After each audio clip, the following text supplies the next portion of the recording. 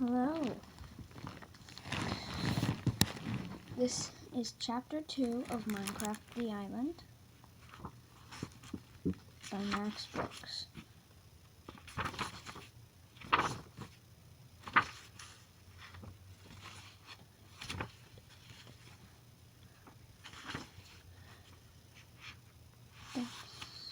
So, Chapter 2. Panic Drowns Thought.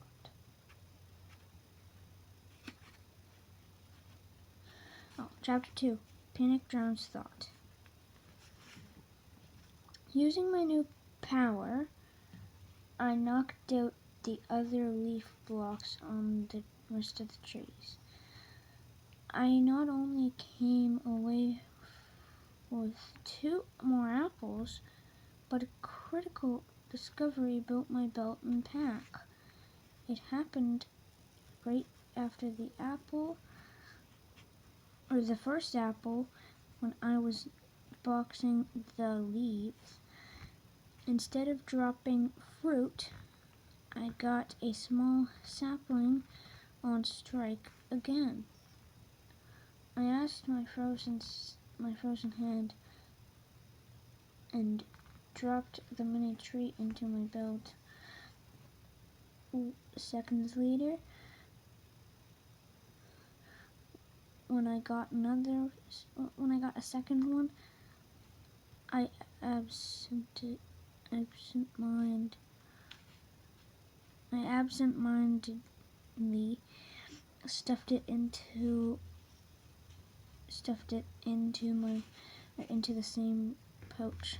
That's when I realized that they'd not only shrunk, but flattened and stacked themselves together like playing cards. Well, now, I said with a smile, this might actually be helpful. That turned out to be an underestimate.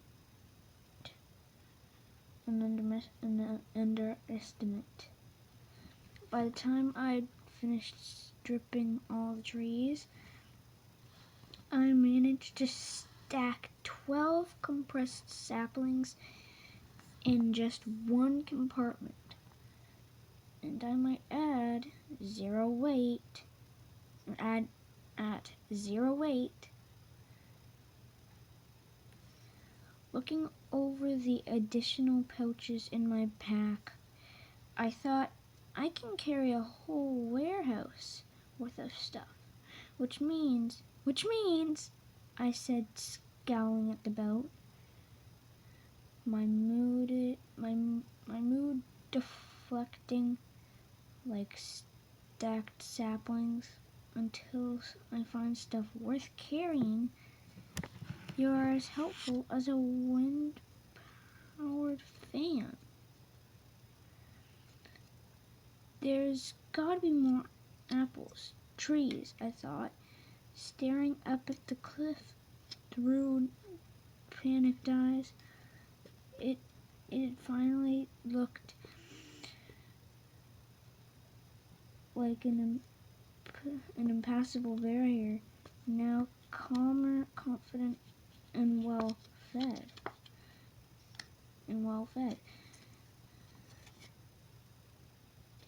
I could see that it was more like a step slope than a sheer wall. Who knows what else is over there? I thought, hiking up square dirt cubes. If I'd only thought clearly instead of being such a total dweeb,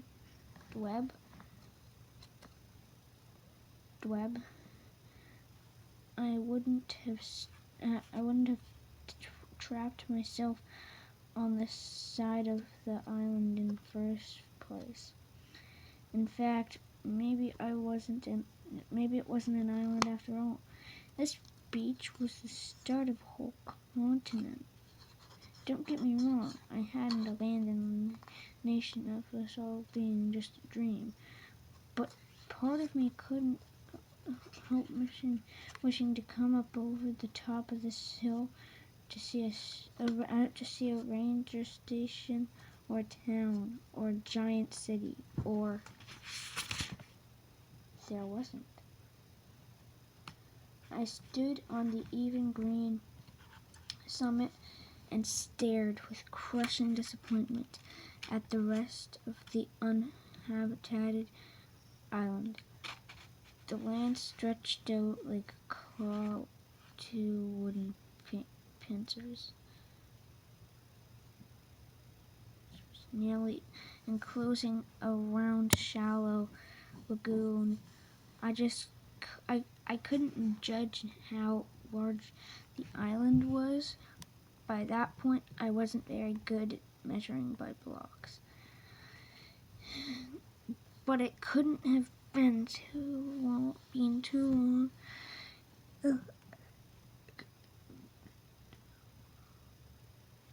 Because it's too big.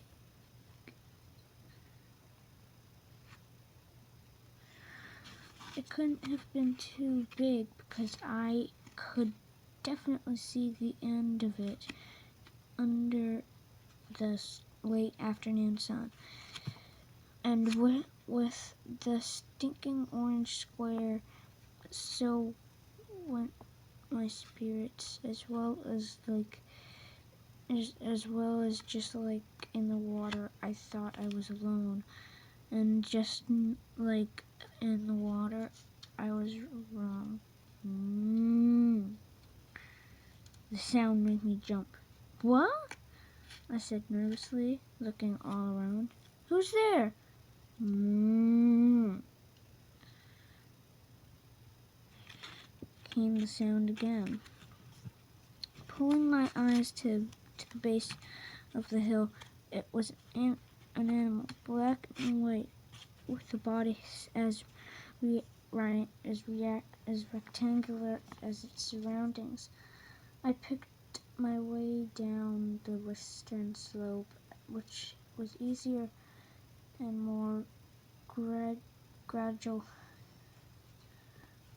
than treacherous eastern side, and walked right up to the fearless creature. Studying it more closely, I could see that it wasn't entirely black and white. Gray horns, pink and side the ears, and a pink shallow sac below the stomach. You gotta be a cow. You gotta be a cow. I said, and the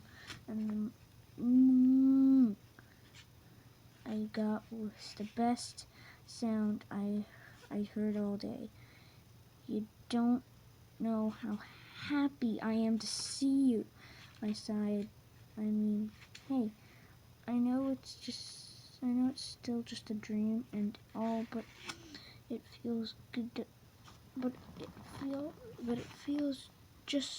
it just feels so good not to be the world stuck in my throat, stinging my nose and eyes, alone. Bah, ma, ma, answered the cow. Wait, what?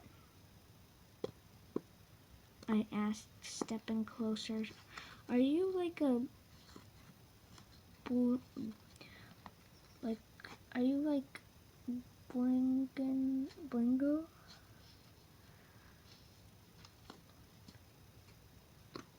Bah. No, hang on.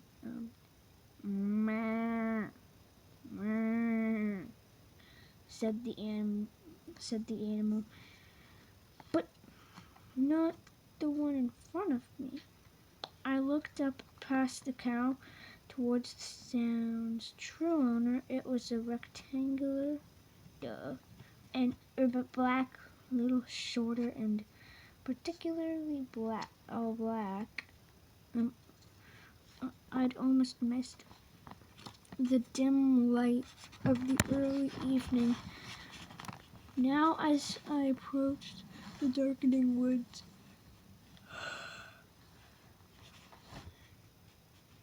another animal as white as the clouds above stepped out from behind its black twin. Desperate, despite their straight, flat outlines, I could see the burst detailed of woolly coats. "You're sheep," I said, smiling. I reached out to pet one. I didn't mean to punch the animal. The animal yelped, flushed pinkish red, and took off running through the wood. "Oh, sorry," I called after it. "Sorry, little sheep." I felt so bad that I turned its unfazed friend and babbled it. That I turned to its unfazed friend and babbled it. I didn't really mean, babbled. I didn't really mean it's really, I still don't know how to use this body, you know? Cluck, cluck, cluck, cluck, cluck, cluck, cluck, came an answer to my left. Two small birds, each about a block high, were pecking the nearby ground.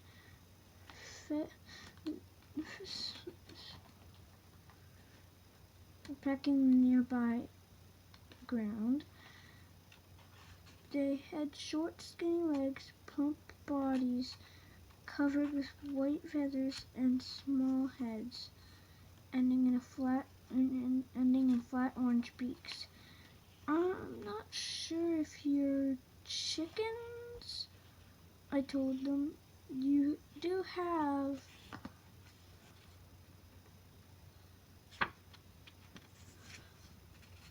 kind of duckish features." They glanced up at me for a second and clucked. Hold on. I'm just going to take a sip of my tea.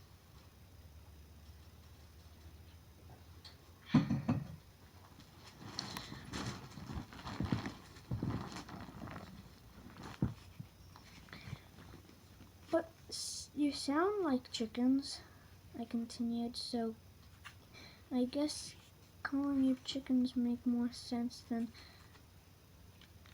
chicky ducks." Chicky ducks.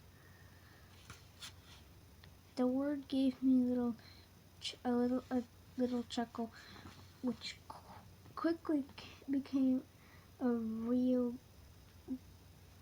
guffaw.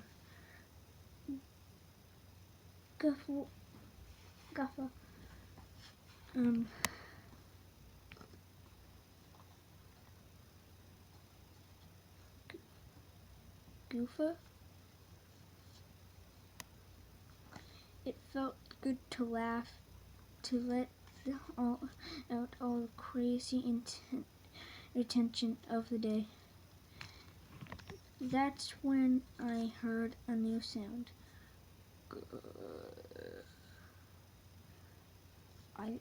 It was a throaty, flingy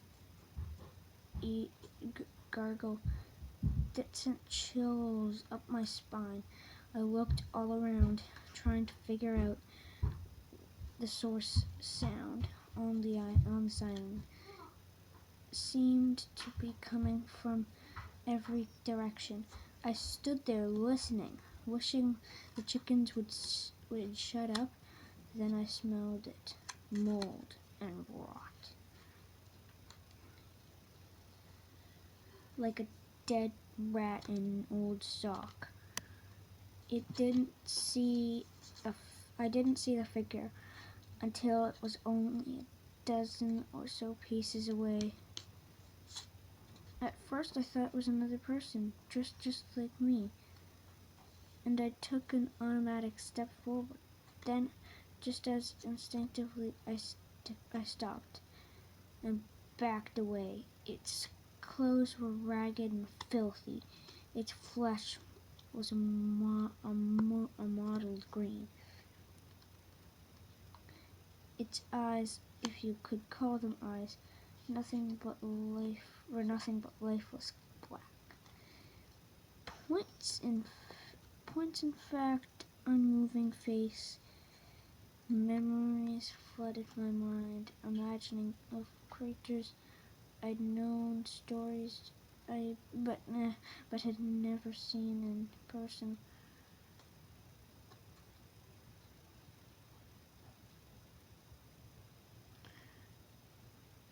And now, here approaching me with stretched out arms.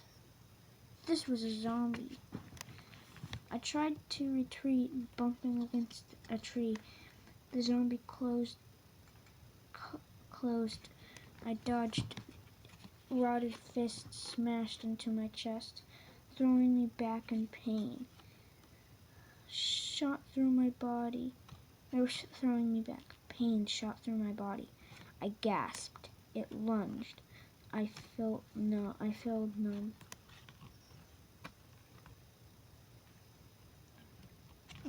numb. With fear, I sprinted for the hill. I wasn't thinking. I wasn't planning. Terror drove my every step. Something cracked. In the darkness behind me, followed by a noise like a whipped air, sometimes smacked into the tree in front of me. A feather tip, quivering stick, an arrow. Seeing how long's left up. Well, next chapter. Okay, I'll name half one. Okay, about 3 pages. So, was the zombie armed?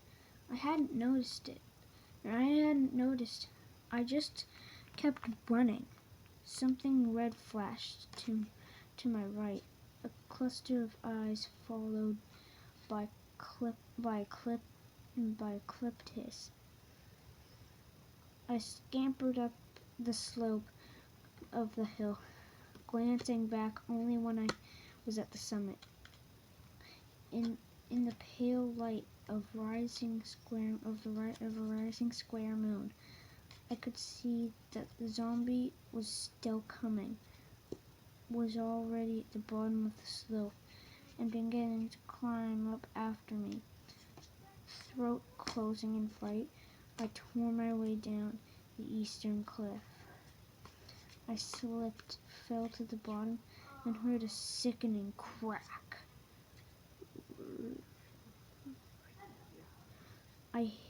I hissed at bolts of agony, stabbed through my ankle.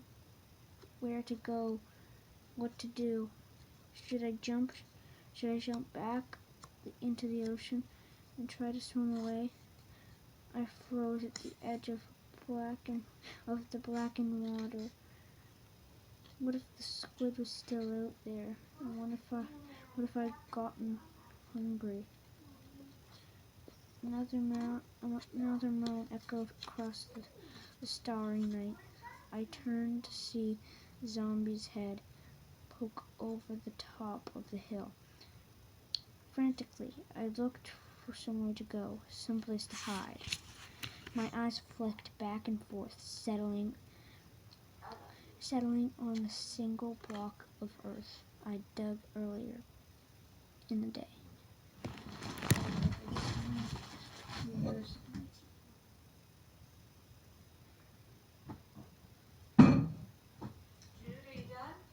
No. Dan's up here now. I heard. Okay. Please stop then. Oh.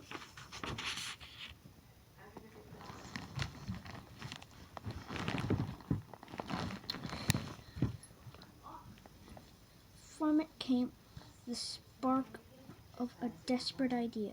Digging! As the zombie started down the slope, I ran to the cliff below and furiously tore into the earth. 1, 2, 3, 4 punches, and the first block in front of me came away. 1, 2, 3, 4, and the one behind it dropped free. I could hear the ghoul approaching me, each groan growing louder. 1, 2, 3, 4. 1, 2, 3, 4. I cleared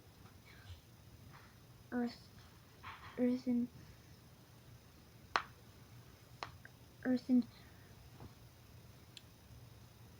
blocks right in front of me, two above and below. Enough for me to squeeze into the space deeper. My mind screamed, "Get deeper!" And if fate could talk, it would have sneered and said, "You're not going anywhere." My fists bounced off something cold and hard. It hit solid rock. A few pointless punches told me I was trapped. The monster barely seconds away. I spun the zombie and saw the zombie, sat down, a block of dirt between us. The ghoul reached over, smashing me in the chest. "What do you mean you're going?" I'm going for my walk. Okay, please don't say my name. I'm recording this. Oh, okay. Sorry.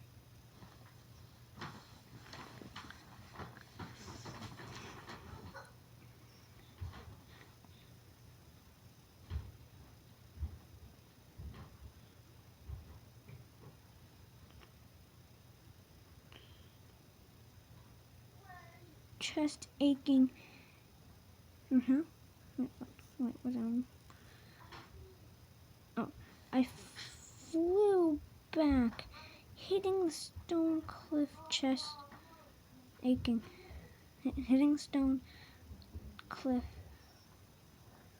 chest aching, gasping for breath. I jammed the second soil cube at the top. The first darkness fell.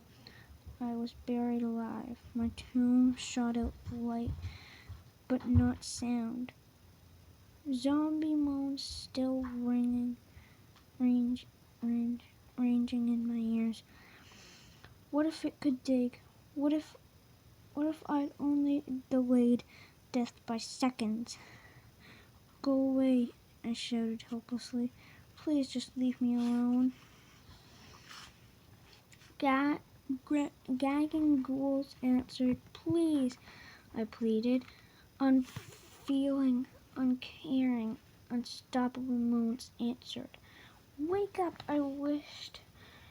I whispered, "I've gotta wake up. Wake up!" In desperation, I started jumping up and down, hitting my head up against the ceiling, trying to jolt myself awake. "Wake up, wake up, wake up, wake up!" I fell back against the stone wall. A stone wall. Head throbbing, eyes burning, chest heaving in rapid panicked sobs. "Why?" I whimpered. "Why can't I wake up?" And just then the zombie barked, a deep, violent groan. Because it's not a dream. The creature wasn't talking to me. I'd put words in its decayed mouth.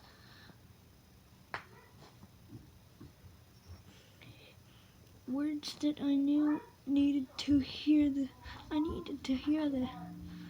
isn't a dream.